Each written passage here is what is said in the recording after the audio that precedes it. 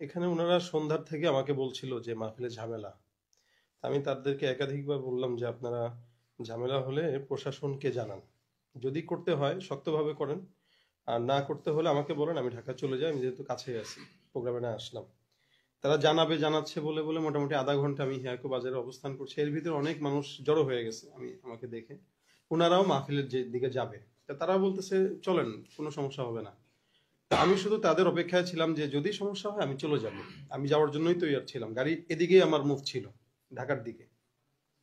এর ভিতরে ওনারা বলতেছে ঝামেলা আসবেন না, ঠিক আছে আমি রেডি। হুট করে আরেকজন যিনি আমাকে দাওয়াত দিচ্ছেন মূলত, উনি আমাকে বলতেছেন যে আমাদের প্রায় 30-40 জন যুবক চলে গেছে হুন্ডা নিয়ে, আপনি ওদের চলে আসেন, সব ক্লিয়ার হয়ে গেছে। তো যখন যুবকরা এই পর্যন্ত চলে আসছে হুন্ডা নিয়ে, তখন আমরা রওনা দিই। এবং মাঝখানে আবার গাড়ি রোধ করে বলতেছে হুজুর ওখানে নাকি ঝামেলা হচ্ছে, মানে এটা কমিটির কেউ না, এখানের একজন আলেম বলতেছে ঝামেলা হচ্ছে। তো আমি বলছি তখন আমি গাড়ি নিয়ে রিটার্ন যাই।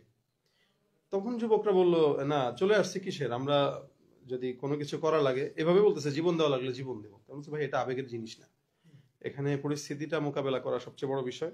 আমরা পরিস্থিতিটা শান্ত হোক, পরে আসবো।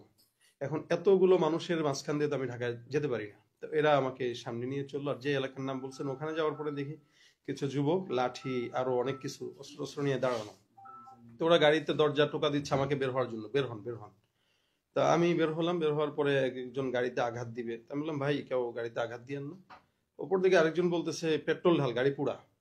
এই বিভিন্ন বাজে বাজে কথা আর কি, গালিগালাজ। তো আমাকে বলতেছে আপনি হুন্ডায় ওঠেন, আমি বললাম গাড়িতেই যাই, হুন্ডা উঠে ঠান্ডা লাগবে, তা আপনার সাথে এখানে আমরা ভালো ব্যবহার করার জন্য আনিনি। পাশ থেকে অনেকেই যে কথাগুলো বলতেছে, তা আপনি সুন্দর মতো কথা শুনেন, আমরা আপনার গায়েও হাত দেবো না, অসম্মানীয় করবো না। আমাকে অসম্মানী না করলে আমার গাড়িতে আমাকে যেতে দেন, আপনারা আপনাদের হুন্ডায় যান। না হুন্ডাতেই উঠতে হবে। তো আমার পাশে আমার ছোট ভাই ছিল, ও বারবার মানা করতেছিল হুন্ডায় উঠবে না। তো আমার পাশে ড্রাইভার আর দুইজন সফর সঙ্গী, দুজনকেই যথেষ্ট আঘাত তারা দিল, অনেক মারলো। এর ভিতরে তারা আমাকে সেভ করতে যায়, তারা মারটা খাইছে আর কি। তো তখন আমি বললাম ঠিক আছে মারামারি দরকার নেই, হুন্ডায় উঠো। এর ভিতরে হুন্ডায় উঠলাম, আরেক জায়গায় এসে একটু ব্যাকে আসলো, এসে একটা জঙ্গলের রাস্তা দিয়ে নিয়ে গেল আর কি। তা আমি বললাম ভাই এদিকে কোথায়, আপনারা এমন জায়গায় বসেন যেখানে মানুষ আছে। কারণ না আপনার কোনো টেনশন নেই, যান চলেন, কথা ওখানে হবে।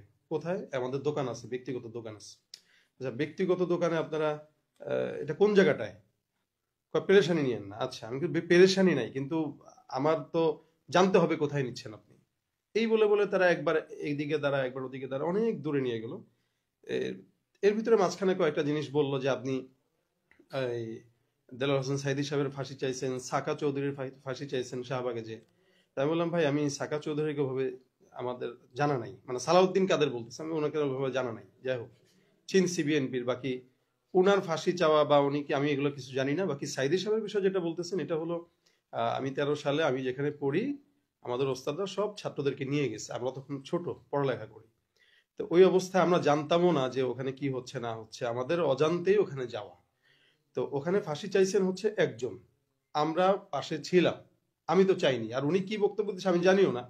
এরপরেও আমি ওই অনাকাঙ্ক্ষিত বিষয় নিয়ে আমি সবার কাছে আমার ফেসবুকে লাইভে অনেক বয়ানে বলছি যে এটা আমার ভুল, যদি আমি অনাকাঙ্ক্ষিত ভাবে গেছি, এরপর আপনাদের যারা কষ্ট পাইছেন আমি ক্ষমা চাই। আর সাইদি সাহেবকে এদেশের জনগণ রাজনীতির পরিচয়ের ভিন্ন ভাবে মহব্বত করে, তো ওই জায়গা থেকে আমাদেরও মহব্বত আছে আলিম হিসেবে। তো এখানে তো ওই বিষয় তো ভাই ক্লিয়ার। ওই ইস্যুতে আপনারা আমাকে ধরবেন কেন? ইস্যু তো ছিল আমি জানি একটা সভাপতি বা প্রধান অতিথি কেন্দ্র করে। তো ইস্যুটা ও কেন্দ্র থেকে বাদ হয়ে আমার কাছে আসলো কেন? কয় না আপনি ওটা কেন করবেন, আপনি কেমন তাহলে কি কি কি মুসলমান, আপনি কি আলেম হয়েছেন? ভাই আমি তো এই বিষয়ে ক্ষমা চাইছি, আপনারা আমাকে ক্ষমা না করতে পারলে আল্লাহর কাছে কিভাবে আপনারা ক্ষমা আশা করেন? আর আমি মেহমান, সবচেয়ে বড় কথা। তো তারা এক জায়গায় নিয়ে যাওয়ার পরে এর ভিতরে হুট করে একজন মেম্বার গেলেন। মেম্বার যায় বলতেছেন এই কারারে তোরা কারা, কি সমস্যা, হুজুরে কে আনছে? তা আমাকে যায় পরিচয় দিলেন মেম্বার। তা আমি বললাম ভাই কি কিছু সমস্যা?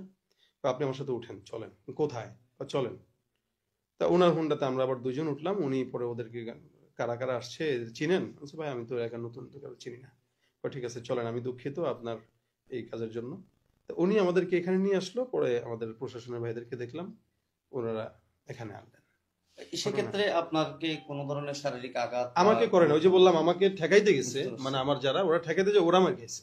আপনার কি অ্যাজাম্পশনটা কি মনে হয়, এটাকে আসলে যেটা বললো তারা সেটা কি একটা অজুহাত, নাকি মূলত হচ্ছে তো অতিথি করা না করা, সেখানে যেটা আগে থেকে আপনাকে ইনফর্ম করা হয়েছে এখানে ঝামেলা হতে পারে বা ঝামেলা হবে, এই ধরনের? আসলে কি মনে হচ্ছে ঝামেলা তো আপনার? মাহফিল মানে কেন্দ্রিক বা অভিজ্ঞতা কি বলে মানে আপনার? আমাদের অভিজ্ঞতায় এরকম দেখা যায় সভাপতি প্রধান অতিথি নিয়ে অনেক ঝামেলা অনেক জায়গায় হয়, কিন্তু ওই অ্যাটাক বক্তার উপরে আসে না, কারণ বক্তা তো এখানে একদমই নির্দোষ। সে দাওয়াতপ্রাপ্ত মেহমান, সে আসবে যাবে, ব্যক্তিগত কোন্দলগুলো ওনারা ঠিক করবে। তা আমি তো জানি যে এখানে ওনাদের ব্যক্তিগত কোন্দল মেম্বারে লাগছে, ওইটা রাজনীতিক হবে, আগামীকাল এটা ক্লিয়ার হবে। তো ওইটার ইস্যু আমার উপরে কেন আসবে? আপনাকে যিনি দাওয়াত দিয়েছেন, মূলত আপনার সাথে কমিউনিকেট করেছেন, ওই উনি ভদ্রলোকের উনি নামটা হচ্ছেন কি? আজিম ভাই, উনি আমার মুসল্লি মূলত। আচ্ছা। উনি ঢাকায় থাকে, উনি এলাকার জামাই, উনি এলাকা সম্পর্কে তেমন কিছু জানে না। তা আমি ওনাকে বলছি, আজিম ভাই আপনি তো নতুন মানুষ, আপনিও এলাকার জামাই, আমিও নতুন, তা আপনি একটু প্রশাসনকে করেন। তো উনি একবার বলতেছিল আসেন না, আবার ওই মাদ্রাসার মতো আমি বলতেছি হুজুর আসেন, আবার অনেকখানে লোক বলতেছে আসেন। তা আমি একটু দ্বিধাদ্বন্দ্বে পড়ে গেছি, কিন্তু ওনারা কিন্তু লোক পাঠায় দিছে অলরেডি। লোক পাঠানোর পরে বলতেছে হুজুর সমস্যা। এখন ওই লোক তো আমার গাড়ি ছাড়তেছে না। লোক 2-3 জন হইলে আমি গাড়ি ঘোড়ায় চলে যেতাম, লোক তো 40 জন। এই 40 জনকে আমি ওভারটেক করে কিভাবে যাবো? তখন আমিও আটকে গেছি, ওরাও আটকে গেছে।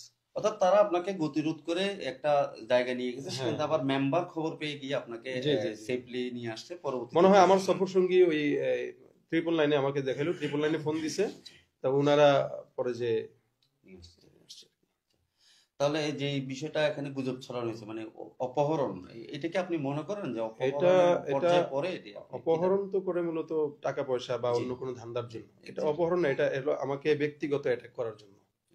হয়তো কেউ তা আপনি না গেলে মাহফিলটা হবে না, বা অন্য কোনো এটা ভিন্ন কারণে ইস্যু থাকতে পারে, এটা আমি বলতে পারতেছি না আপাতত। বাকি এটার কোনো যুক্তিতেই মনে হয় না যে কোনো মেহমানের উপরে এভাবে অ্যাটাক করা তারা যায়। কি সেখানে পলিটিক্যাল কোনো আইডেন্টিটি বলছিল, বা বিএনপি করে বা অন্য আহ, কোনো দল বা 2 দলের জামাত? নামই আসছে, আমি দলগুলো বলতেছি না।